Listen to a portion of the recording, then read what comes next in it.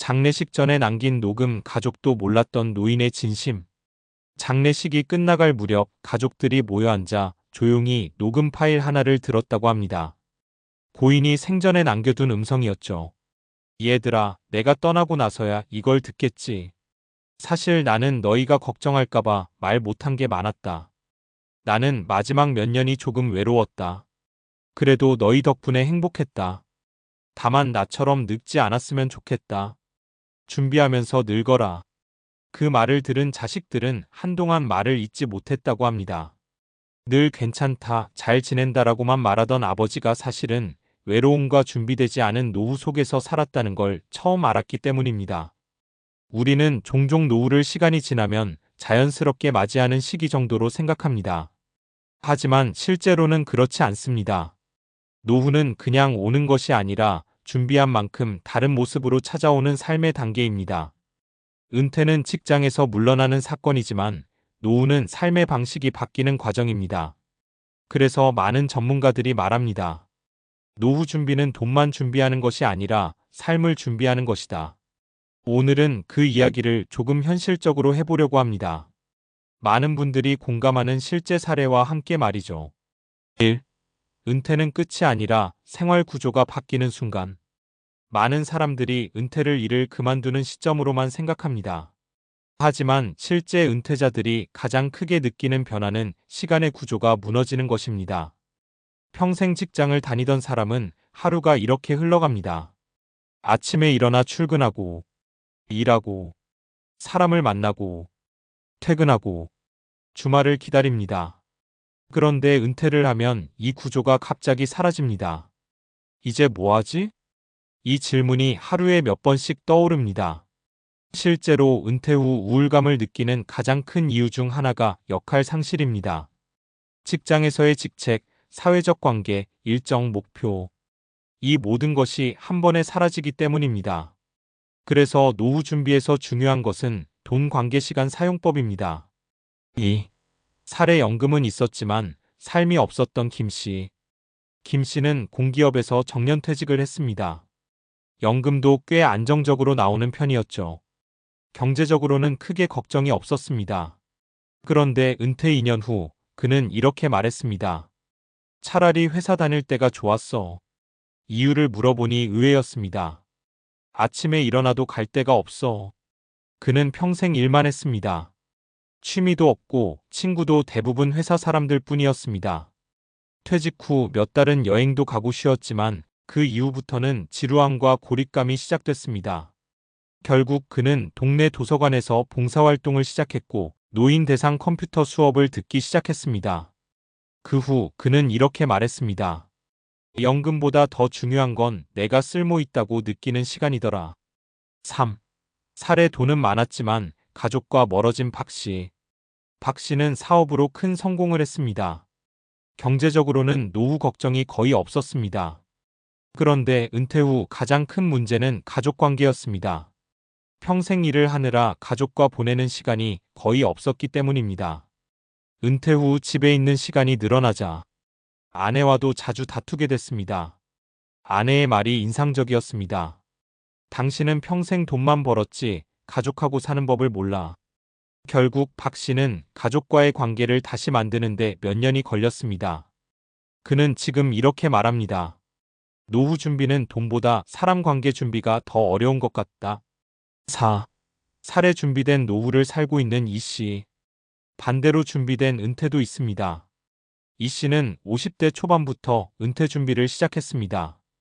그가 준비한 것은 세 가지였습니다. 경제 준비, 건강 관리, 은퇴 후 할 일. 특히 세 번째가 중요했습니다. 그는 사진을 좋아했는데 은퇴 후 사진 동호회 활동과 여행 기록 블로그를 시작했습니다. 지금은 동네 문화센터에서 사진 강의도 합니다. 그는 이렇게 말합니다. 은퇴는 일을 그만두는 게 아니라 다른 일을 시작하는 것이에요.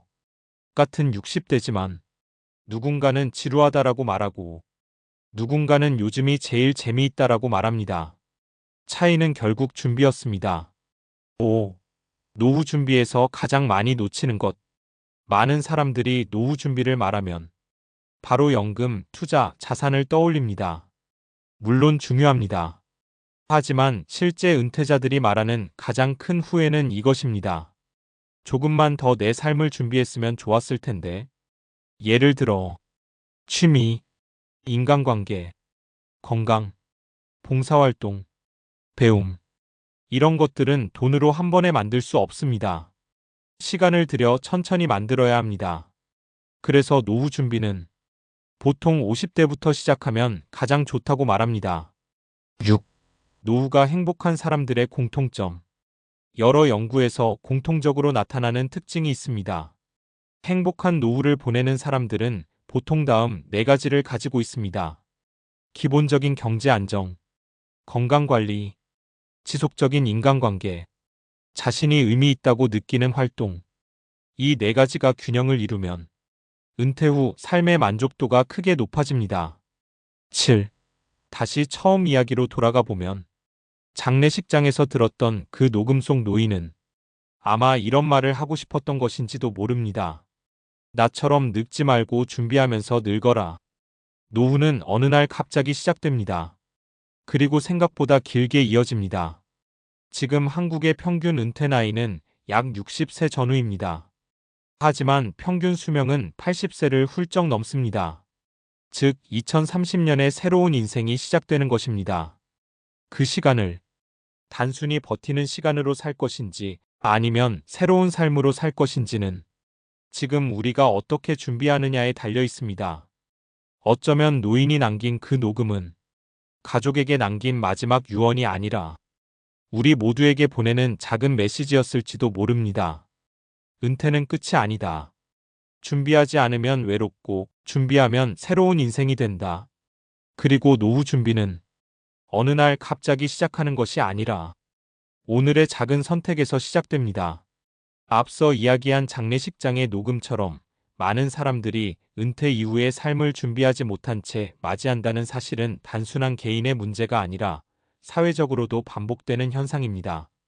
그래서 이제는 감정적인 이야기에서 한 걸음 더 나아가 왜 이런 일이 생기는지 과학적 연구적인 관점에서 살펴볼 필요가 있습니다.